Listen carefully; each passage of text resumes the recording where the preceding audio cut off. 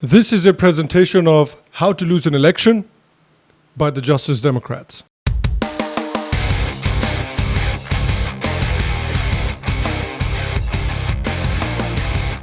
Hello, and welcome to the Sharma Show. Thank you very much for joining me today. Thank you very much for watching. I appreciate you. So there's a thing called a Hillary trap. The Hillary trap is basically a strategy where Trump says something dumb and bigoted, and instead of properly taking advantage of it, you absolutely lose your minds, do something dumber that alienates people and makes people want to support Trump even more. And this has become kind of a trend in American politics these days. Trump says something dumb and stupid, and instead of the Democrats actually taking advantage of it, they lose their minds. They start on their crazy virtue signaling tirade. They start abusing America and Americans. They start alienating more and more people people want to go support and vote for Trump. Nice little circle there. And the same exact thing played out recently. So Trump tweeted recently, "So interesting to see progressive Democrat Congresswomen who originally came from countries whose governments are a complete and total catastrophe, the worst, most corrupt and inept anywhere in the world, if they even have a functioning government at all, now loudly and viciously telling the people of the United States, the greatest and most powerful nation on earth, how our government is to be run. Why don't they go back and help fix the totally broken and crime-infested places from which they came? Then come back and show us how it is done. These places need your help badly. You can't leave fast enough. I'm sure that Nancy Pelosi would be very happy to quickly work out free travel arrangements." Now, this is obviously incredibly stupid, and let's be honest, it's a bit bigoted. It's bigoted because, first of all, 3 out of the 4 women that he's talking about here were born in the United States, and Ilhan Omar is an American citizen. So where are they going to go? America is their country. Where do you expect them to go? Are citizens of the United States not allowed to question their government? They don't have to agree with everything the government says. That is their fundamental right.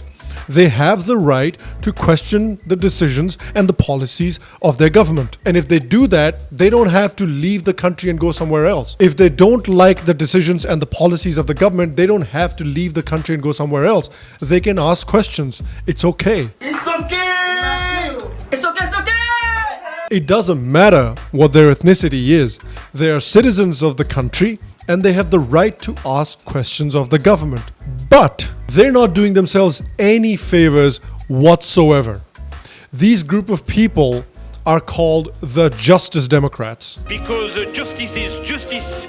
They've been saying some pretty insane things that have done nothing more than alienate more and more people. Ilhan Omar finds it very difficult to criticize Al-Qaeda. Rashida Tlaib, who has openly thanked people who have compared Jews to rats and who have talked about the genocide of the Jews. Ocasio-Cortez, who says that the border camps are just like the concentration camps. Look, first of all, 90% of Americans, I bet, believe in some kind of border control. 90% of Americans do not believe in free, open borders. So how are you going to convince those people that live outside of the metropolitan centers that we should have open borders and no human being is illegal and all of that stuff? That's going to be a very hard thing to sell to those people. Secondly, look, man, I know the point that you're trying to make, but comparing border camps or border detention centers to concentration camps is just not the right comparison. The American people and most people in the world have a certain image in their heads when they think of the phrase concentration camps. So comparing the border camps to that is just not a good idea. I'll give you an example. In my culture, in Hindu culture, the swastika is seen as a very auspicious symbol. It's seen as a symbol of good luck and good fortune. And it's been used in India for thousands of years. But I can't wear it on my shirt and walk around in the United States. People won't understand because they have a certain idea attached to the swastika. Even though the swastika is a Hindu symbol and it's been used in India for thousands of years, you can see it anywhere you go in India. It's everywhere. But I can't just go around wearing it in the USA. Oh, no. It actually means something else. Don't worry about it. It just won't work. And then there's Ayanna Pressley with this absolute gem. If you are not prepared to come to that table and to represent that voice, don't come. Because we don't need any more brown faces that don't want to be a brown voice. We don't need black faces that don't want to be a black voice. We don't need Muslims that don't want to be a Muslim voice. We don't need queers that don't want to be a queer voice. Wow. See, I keep saying that the left is becoming like an Abrahamic cult. You're either with us or you're the enemy. You're either with us or you're going to burn in hell forever. No matter how black or brown you are, no matter what your experiences have been, no matter where you come from, no matter how oppressed you've been in the past, none of that matters if you do not agree with their agenda. If you disagree with their agenda, then you're out of the group. Then you're the enemy. Well, good luck making friends and allies that way. So already they're saying things that 90% of Americans do not agree with. On top of that, they go and hold this insane press conference, which again, further alienates people and makes them want to vote for Trump even more. So the squad of the 4 Justice Democrats held a press conference where they dropped gems like these. This president, who has been credibly accused of committing multiple crimes, including colluding with foreign government to interfere with our election. This is a president who has overseen the most corrupt administration in our history and pursued an agenda to allow millions of Americans to die from a lack of health care while he transfers millions of dollars in tax cuts to corporations. So again, even though the whole Russia thing was disproved, they still want to keep talking about it. They still want to keep hopping on about it. People have moved on. People don't care anymore. People have not cared for a long time, but they just don't seem to get the hint. And then they claim that Trump is trying to kill millions of people. Again, you can make that point that Trump is not working with you to create a better Medicare for all plan in a better way. Again, she dodges the whole "are you pro-Al-Qaeda" thing. If you're not pro-Al-Qaeda, just say no. Why dodge it? Just say it. Just end the controversy. Then, Ayanna Pressley, the queen of hot takes, says this. Remarks from the occupant of our White House. I will always refer to him as the occupant, as he is only occupying space.